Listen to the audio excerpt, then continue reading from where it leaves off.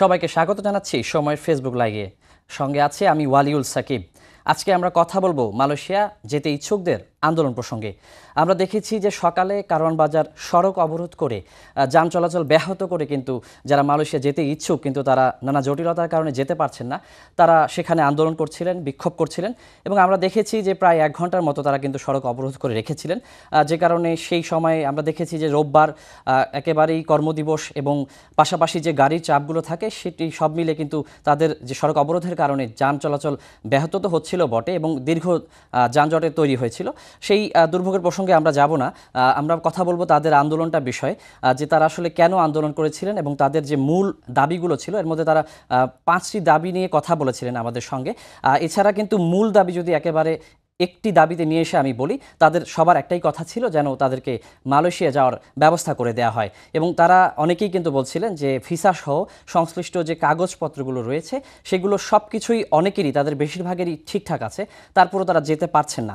আবার কেউ কেউ বলছিলেন যে সময়ের মধ্যে তাদের যে এজেন্টগুলো রয়েছে তারা তাদেরকে পাঠাতে পারেনি বলে অনেকেরই কিন্তু মেয়াদ শেষ হয়ে গেছে। তো এই ধরনের নানা ধরনের জটিলতা কিন্তু তাদের ছিল। তো তারপরও কিন্তু তারা বলছেন যে তারা সরকারের যে প্রবাসী কল্যাণ ও কর্মসংস্থান মন্ত্রণালয়ের সঙ্গে তারা নানান সময়ে কথা বলেছেন, এই বিষয়গুলো নিয়ে তারা সমাধান পাওয়ার চেষ্টা করেছেন এবং তারা কিন্তু তাদের পক্ষ থেকে প্রতিনিধি দলও কিন্তু নানা সময়ে বৈঠক করেছেন।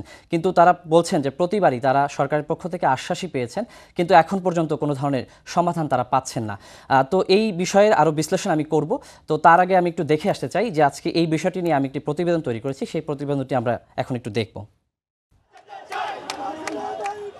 রোববার সকাল 10টার দিকে কারওয়ান বাজারে সড়ক অবরোধ করেন মালয়েশিয়া যেতে না পারা আন্দোলনকারীরা। ভিসা সহ সংশ্লিষ্ট সব কাগজপত্র থাকার পরও মালয়েশিয়া যেতে না পারায় 5 দফা দাবিতে বিক্ষোভ করেন তারা।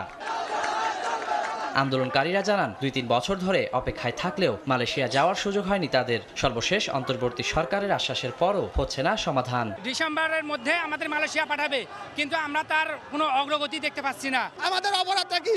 5 থেকে 7 লক্ষ টাকা দিচ্ছে, এটা আমাদের অপরাধ। ট্রেনিং করার পরেও এখন তারা বিভিন্ন ধরনের তালবাহানা দিচ্ছে। আমাদের দাবি একটাই, অতি দ্রুতই মালয়েশিয়া যেতে চাই। পরে পরিস্থিতি নিয়ন্ত্রণে ঘটনাস্থলে আসে পুলিশ। ডিএমপির রমনা বিভাগের উপকমিশনার মাসুদ আলমের আশ্বাসে Bangladesh overseas employment and services limited বইসেলের ব্যবস্থাপনা পরিচালকের সঙ্গে আলোচনায় বসেন আন্দোলনকারীদের প্রতিনিধি দল। 4 জন প্রতিনিধি নিয়ে আমি প্রবাসী কল্যাণ মন্ত্রণালয়ের দায়িত্বপ্রাপ্ত অ্যাডভাইজার স্যার তো এখন নাই, এখন সচিব স্যারের সাথে হয়তো কথা বলাবো, আমি নিজেই নিয়ে যাচ্ছি, নিয়ে গিয়ে কথা বলায় তারপরে দেখি আমরা আলোচনার টেবিলের মাধ্যমে এটা আমরা সমাধান করতে পারি। আলোচনা শেষে সন্তোষ প্রকাশ করেন আন্দোলনকারীরা। আন্দোলন না করে নিয়ম মেনে মালয়েশিয়া যাওয়ার প্রক্রিয়া সম্পন্ন করবেন বলে জানান তারা। আমরা আমাদের বাসা চলে যাবো ইনশাল্লাহ। আর এখান থেকে আমরা স্যারদের সাথে কথা বলছি, তারা আশ্বাস দিছে। বইসেলের ব্যবস্থাপনা পরিচালক বলেন 2 অক্টোবর থেকে শুরু হবে ইন্টারভিউ। সব প্রক্রিয়া শেষে নভেম্বরের মধ্যেই মালয়েশিয়া পাঠানো হবে 500 জনকে। আমরা আশা করছি যে আমাদের প্রথম দিকের ফ্লাইট হয়তো আগামী নভেম্বরের প্রথম দিকে, দ্বিতীয়ার্ধে ইনশাল্লাহ তারা যাবে, সব কিছু ঠিকঠাক থাকলে।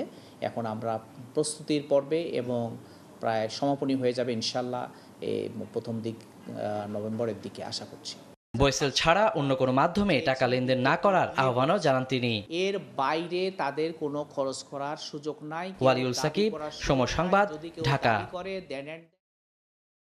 এতক্ষণ প্রতিবেদনটি দেখলাম, এখন আমি প্রতিবেদনটিও একটু বিশ্লেষণ করার চেষ্টা করব।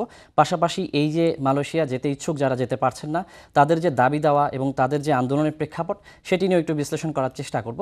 আমি একটু শুরু থেকে আসি যে আজকে সকাল 10টার দিকে, 10টার আরও আগে থেকে কিন্তু যারা আন্দোলনকারী বিক্ষোভকারী রয়েছেন তারা কিন্তু কারওয়ান বাজারের আশেপাশে এসে জড়ো হচ্ছিলেন। তো পরবর্তীতে আমরা দেখেছি 10টার দিকে তারা অবস্থান নেন এবং সড়ক চলাচল বন্ধ করে দেন। পরবর্তীতে আসলে আমরা দেখেছি যে তাদেরকে সড়ক থেকে সরিয়ে দেওয়ার জন্য আইন শৃঙ্খলা রক্ষাকারী বাহিনীর সদস্যরা সেখানে আসেন। তো তারা কিন্তু দফায় দফায় চেষ্টা করেছেন তাদেরকে বুঝিয়ে সড়ক থেকে সরিয়ে দেওয়ার জন্য। পরবর্তীতে আমরা দেখেছি যে ঢাকা রমনা বিভাগের উপপুলিশ কমিশনার যিনি রয়েছেন মোহাম্মদ মাসুদ আলম, তিনি কিন্তু সেখানে ঘটনাস্থলে আসেন এবং তিনি কিন্তু যারা আন্দোলনকারী রয়েছেন তাদের সঙ্গে বেশ কিছুক্ষণ সময় নিয়ে কিন্তু তিনি আলোচনা করেন, তাদেরকে বোঝানোর চেষ্টা করেন। পরবর্তীতে আমরা দেখেছি যে তাদের মধ্যে থেকে একটি প্রতিনিধি দলকে তিনি বোঝাতে সক্ষম হন এবং সেখানে আমরা দেখেছি যে প্রতিনিধি 8 জনের একটি প্রতিনিধি দল নিয়ে তিনি কিন্তু প্রবাসী কল্যাণ ও কর্মসংস্থান মন্ত্রণালয়ে যাওয়ার জন্য রাজি করাতে সক্ষম হন এবং তিনি সেখানে যাওয়ার আগে আমাদেরকে বলছিলেন, সাংবাদিকদের সঙ্গে মত বিনিময় করছিলেন তিনি, সেখানে তিনি বলছিলেন যে আসলে তিনি শেষ পর্যন্ত বোঝাতে সক্ষম হয়েছেন এবং যদিও উপদেষ্টা প্রবাসী কল্যাণ ও কর্মসংস্থান মন্ত্রণালয়ের যিনি উপদেষ্টা রয়েছেন ডক্টর আসিফ নজরুল, তিনি না থাকার কারণে তিনি বলছিলেন যে সেখানে দায়িত্বরত যিনি কর্মকর্তা রয়েছেন, সচিব অথবা সংশ্লিষ্ট যিনি রয়েছেন, তার সঙ্গে তাদের আলোচনার ব্যবস্থা করিয়ে দিবেন এবং তিনিও কিন্তু আশাবাদ ব্যক্ত করেছেন যে আলোচনার পর হয়তো তাদের একটি সমাধানের দিক উন্মোচন হবে এবং তাৎক্ষণিকভাবে আন্দোলনকারীরা তাদের প্রতিনিধি দলকে কিন্তু সেখানে পাঠান এবং সাময়িকভাবে তারা কিন্তু সড়ক থেকে উঠে যান। আমরা দেখেছি পরবর্তীতে যে সড়ক ফোয়ারার ওখানে গিয়ে তারা অবস্থান নেন এবং সড়কের যান চলাচল কিন্তু স্বাভাবিক করে দেন। তো সেই যে সড়কের যান চলাচল, যেমনটি আমি বলছিলাম যে দুর্ভোগের কথাটা, সড়কের যান চলাচল ব্যাহত হচ্ছিল, দীর্ঘ যানজট, সেটি কিন্তু 1 ঘন্টার বেশি স্থায়ী হয়নি এবং পরবর্তীতে আমরা দেখেছি যে 8 জনের প্রতিনিধি দল যখন সেখানে গিয়ে উপস্থিত হলেন, পরবর্তীতে আমরা দেখেছি যে সেখানে যে সংশ্লিষ্ট সংস্থা রয়েছে বোয়েসেল, সেই বোয়েসেলের যে ব্যবস্থাপনা পরিচালক রয়েছেন তার সঙ্গে একটি আলোচনার যে প্রেক্ষাপট তৈরি করা হয় এবং পরবর্তীতে তার সঙ্গে আলোচনায় বসেন প্রতিনিধি দল। তো আমরা দেখেছি সেখানে বেশ কিছুটা সময়, দীর্ঘ সময় নিয়ে কিন্তু তারা আলোচনা করেছেন। একটু জানিয়ে রাখি যে এই যে আন্দোলনের প্রেক্ষাপটটি, এই আন্দোলনটি কিন্তু প্রথমবারের মতো হচ্ছে না। যে 2025 সালের জানুয়ারিতে, গেল জানুয়ারির 22 তারিখে আমরা দেখেছি ঠিক একই ভাবে এবং একই জায়গায় যে কারওয়ান বাজার সড়ক অবরোধ করে কিন্তু তারা আন্দোলন করেছিলেন ঠিক একই দাবিতে। যারা হচ্ছে তারা তাদের দাবি মতে যে 18,000 যারা কর্মী রয়েছেন মালয়েশিয়া যেতে ইচ্ছুক, তারা মালয়েশিয়া যেতে পারছেন না। তো তারা কিন্তু সেখানে সেই জানুয়ারি 22 তারিখে আন্দোলন করেছিলেন প্রায় দিনভর এবং সেখানে আমরা দেখেছি যে দুপুর নাগাদ আন্দোলন চলার পর একসময় আইনশৃঙ্খলাকারী বাহিনীর সদস্যরা তাদেরকে সরিয়ে দেয়, পাশের সড়কে গিয়ে তারা অবস্থান নেন আমরা দেখেছি। পরবর্তীতে আসলে সেই সময়ে যে সেখান থেকে তাদের প্রতিনিধি দল, 2 জনের প্রতিনিধি দল উপদেষ্টার সঙ্গে দেখা করার সুযোগ পান এবং উপদেষ্টা ডক্টর আসিফ নজরুল তাদেরকে কিন্তু বিভিন্ন ধরনের আশ্বাস দিয়েছিলেন এবং তিনি বলেছিলেন যে আগামী তৎকালীন ওই সময় বলেছিলেন যে মার্চের মধ্যে আসলে এই যারা যেতে পারছেন না তাদের যাওয়ার ব্যবস্থা করে দিবেন এবং তিনি বলছিলেন যাদের ভিসা আছে, বাংলাদেশ সরকারের অনুমতি আছে, যাদের হচ্ছে সব ধরনের কাগজপত্র ঠিক আছে, তাদেরকে বলছিলেন যে সব কিছু ঠিক থাকা সাপেক্ষে তাদেরকে মার্চের মধ্যে যে যাওয়ার যে প্রক্রিয়াটা সেটি শুরু হবে এবং তারা বলছিলেন যে এই অক্টোবর নভেম্বরের মধ্যে আসলে তাদের যে মালয়েশিয়া যারা যেতে পারেনি সবাইকে পাঠানোর ব্যবস্থা করা হবে। তো আমরা কিন্তু দেখেছি যে এই ঘটনার 8 মাস পার হয়ে গেছে আর সে কারণেই যারা আন্দোলনকারী তাদের যে ধৈর্যের বাঁধ সেটি হয়তো ভেঙে গেছে এবং তারা বলছেন যে শুধু এই আশ্বাস নয়, আরও দফায় দফায় আরও পর্যায়ক্রমে নানা সময় কিন্তু তারা আশ্বাস পেয়ে এসছেন এবং অনেক জায়গা থেকে তাদের যে অভিযোগগুলো ছিল যে সংশ্লিষ্ট দায়িত্বশীল অনেকে কিন্তু তাদেরকে নানাভাবে প্রশ্নবিদ্ধ করছিলেন। বিশেষ করে তারা বলছিলেন যে যখন এজেন্টদেরকে যারা টাকা পয়সা দিয়েছেন, বিশেষ করে অনেকে বলছিলেন যে তারা 5 লাখ থেকে শুরু করে 8 লাখ টাকা পর্যন্ত দিয়েছেন মালয়েশিয়া যাওয়ার জন্য। তো তখন সংশ্লিষ্ট দায়িত্বশীল জায়গা থেকে কিন্তু তাদের প্রশ্নবিদ্ধ করা হচ্ছিল যে এই টাকাগুলো দেওয়ার আগে সরকারি সংস্থার সঙ্গে তারা কেন যোগাযোগ করেননি কিংবা সরকারি সংস্থার সঙ্গে কাজ না করে তারা কেন বিভিন্ন এজেন্ট ধরে অথবা বিভিন্ন প্রতারকদের খপ্পরে কেন পড়েছেন, এই জায়গা থেকে প্রশ্ন করা হচ্ছিল। মূল কথা হচ্ছে তাদের দাবি তো মেনে নেওয়া হচ্ছিল না, তাদের সমাধান তো দেয়া হচ্ছিলই না, বরঞ্চ তাদেরকে নানাভাবে প্রশ্নবিদ্ধ করা হচ্ছিল এবং তারা কিন্তু এই কথাটাই বলে আসছেন যে যারা হচ্ছে অনেকে বলছেন যে প্রয়োজনে তারা মালয়েশিয়া যাবেন না, টাকা ফেরত দিয়ে দেওয়া হোক, আর কেউ কেউ বলছেন যে তারা যে কোনো মূল্যে মালয়েশিয়া যেতে চান, তারা বলছেন যে তারা টাকা ফেরত চান না। আর সেই পরিপ্রেক্ষিতে আমি একটু বলি যে এরও আগের একটি ঘটনা আমি একটু জানাতে চাই, সেটি হচ্ছে যে গেল 2024-এর অক্টোবর মাসে যে মালয়েশিয়ার প্রধানমন্ত্রী রয়েছেন আনোয়ার ইব্রাহিম, তিনি কিন্তু সংক্ষিপ্ত সফরে বাংলাদেশে এসেছিলেন, ডক্টর মোহাম্মদ ইউনূসের সঙ্গে দ্বিপাক্ষিক বৈঠকে বসেছিলেন। সেখানে আমরা নানা বিষয়ে আলোচনার মধ্যে দেখেছি যে মালয়েশিয়ায় যেতে পারছে না যে শ্রমিকরা, সেই বিষয়টি নিয়ে আলোচনা হয়েছিল এবং তখন কিন্তু মালয়েশিয়ার প্রধানমন্ত্রী আশ্বাস দিয়েছিলেন তিনি এই বিষয়টি দেখবেন এবং ডক্টর মোহাম্মদ ইউনূসের পক্ষ থেকেও বলা হচ্ছিল তিনি সমাধান করবেন এবং অতি দ্রুত সময়ের মধ্যে যারা যেতে ইচ্ছুক তাদেরকে সেখানে পাঠানোর ব্যবস্থা করা হবে। তো সেই প্রসঙ্গ থেকে আমি বর্তমানের প্রসঙ্গে ফিরে আসি। পরবর্তীতে যখন যে বোয়েসেলের ব্যবস্থাপনা পরিচালক সাইফুল ইসলামের সঙ্গে যে বৈঠকটি হয়েছে সেখানে সর্বশেষ তিনিও কিন্তু আশ্বাসই দিয়েছেন এবং তিনি বলেছেন যে আগামী অক্টোবরের 2 তারিখ থেকে যে ইন্টারভিউগুলো সেগুলো শুরু হবে এবং সরকারি যে সংশ্লিষ্ট সংস্থা রয়েছে বইসেল সেখান থেকে কিংবা নানা ধরনের বিভিন্ন সংস্থার সহায়তায় কিছু ট্রেনিংয়ের ব্যবস্থা করা হবে।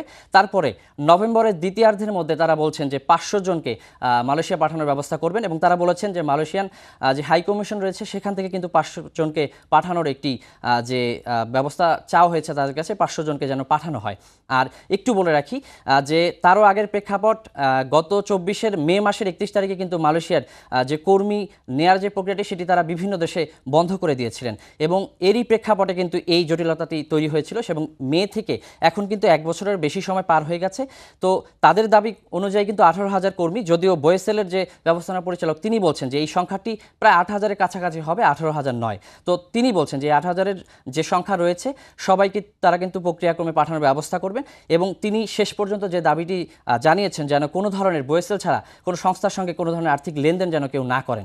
এবং যে প্রতিনিধি দল বয়েসেলের পরিচালকের সঙ্গে বৈঠকে বসেছিলেন তারা কিন্তু প্রাথমিকভাবে বলেছেন যে কোনো ধরনের আন্দোলন তারা করবেন না, সব ধরনের আন্দোলন এই মুহূর্তে তারা স্থগিত করেছেন এবং এই আশ্বাসে তারা কিন্তু খুশি কিংবা সন্তোষ প্রকাশ করেছেন। তারা জানিয়েছেন যে তারা আসলে এই আশ্বাসটিতে তারা ভরসা রাখতে চান এবং তারা নভেম্বর পর্যন্ত দেখতে চান। তবে একটু জানিয়ে রাখি যে আমি যখন আন্দোলনকারীদের সঙ্গে কথা বলছিলাম তারা কিন্তু বিচ্ছিন্নভাবে বিভিন্ন ধরনের দাবি দেওয়া তুলে ধরছিলেন। অনেকে আর্থিক সংকটে থাকার কথা বলছিলেন, অনেকে বলছিলেন যেতে না পেরে কোনো চাকরি অথবা ব্যবসা করছেন, সেই জায়গা থেকে কিন্তু তাদেরকে এই ট্রেনিংয়ে নিয়ে আসা হচ্ছে। কিন্তু ট্রেনিংয়ের পরেও যে সরকারিভাবে 1,62,500 টাকার কথা বলা হচ্ছে, এই আর্থিক যে পরিমাণটা দেয়া সাপেক্ষে কিন্তু তারা মালয়েশিয়া যেতে পারবেন। তো অনেকে কিন্তু এই টাকাটাও দিতে ইচ্ছুক না, তারা বলছেন অনেক বড় অ্যামাউন্ট তারা খরচ করে ফেলেছেন, অনেক আর্থিক ক্ষতির মুখে আছেন, কোনো ধরনের আর্থিক লেনদেন ছাড়া, কোনো ধরনের আর নতুন করে টাকা দেওয়া ছাড়া তারা মালয়েশিয়া যেতে ইচ্ছুক। তো সব মিলিয়ে বলা যায় যে তাদের আজকের এই সকালের আন্দোলন এটি আসলে প্রেক্ষাপটটা একেবারেই পেছন থেকে চলে আসছে। প্রায় 1 বছরের বেশি সময় ধরে তারা আন্দোলন করে আসছেন। তবে আসলে কতটা আলোর মুখ দেখবে এই যে বয়েসেলের যে তাদের আশ্বাসের যে ব্যাপারটি, এটি কতটুকু আলোর মুখ দেখবে সেটি কিন্তু আসলে এখানে আশঙ্কা অনেকেরই রয়েছে। যদিও তাদের প্রতিনিধি দল বিষয়টি মেনে নিয়েছেন, তবে সব মিলে কিন্তু আমরা বলতে পারি যে আন্দোলনকারীরা কিন্তু এখানে অসংখ্য আন্দোলনকারী রয়েছেন। তো এই প্রতিনিধি দলের যে সন্তোষ সেটি আসলে প্রত্যেকটি আন্দোলনকারী সবাই মেনে নেবে কিনা সেই জায়গাতেও কিন্তু একটু আশঙ্কার জায়গা থেকে যায় এবং তারা অনেকটাই অধৈর্য হয়ে উঠেছেন। আন্দোলনকারীরা সাধারণ যাদের সঙ্গে কথা বলছিলাম তারা বলছেন যে আসলে আর কোনো ধরনের আশ্বাস তারা মেনে নিতে চান না, তারা চান যে কোনো মূল্যে তাদেরকে যেন মালয়েশিয়া পাঠানো হয়। তো সব মিলিয়ে বলা যায় আজকের দিনের যে ঘটনাটি ছিল, সকাল থেকে সড়ক অবরোধ, পরবর্তীতে বয়েসেলের সঙ্গে প্রবাসী কল্যাণ ও কর্মসংস্থান মন্ত্রণালয়ের যে বৈঠক আলোচনা এবং সবশেষ তাদের যে আশ্বাস দেয়া, সেই জায়গা থেকে মোটামুটি একটা আশ্বাসের যে আলোর যে জায়গাটি, আলোর ঝলকানি কিংবা সমাধানের একটি পথ নিয়েই কিন্তু প্রতিনিধি দল বেরিয়েছেন। তবে ঠিক কতটা সমাধান হবে সেটি হয়তো নভেম্বর মাসের মধ্যেই বলা যাবে। তো সব মিলিয়ে এই ছিল আমার কাছে যে মালয়েশিয়া যেতে ইচ্ছুক যারা যেতে পারছেন না তাদের যে জটিলতা এবং তাদের আজকের আন্দোলন নিয়ে এই সার্বিক বিস্তারিত খবর। তো আজকের মতো এখান থেকেই বিদায় নিচ্ছি। পরবর্তীতে অন্য কোনো বিষয় নিয়ে আবারও হাজির হয়ে যাব। সবাই ভালো থাকুন, সুস্থ থাকুন, সঙ্গে থাকুন সময়ের।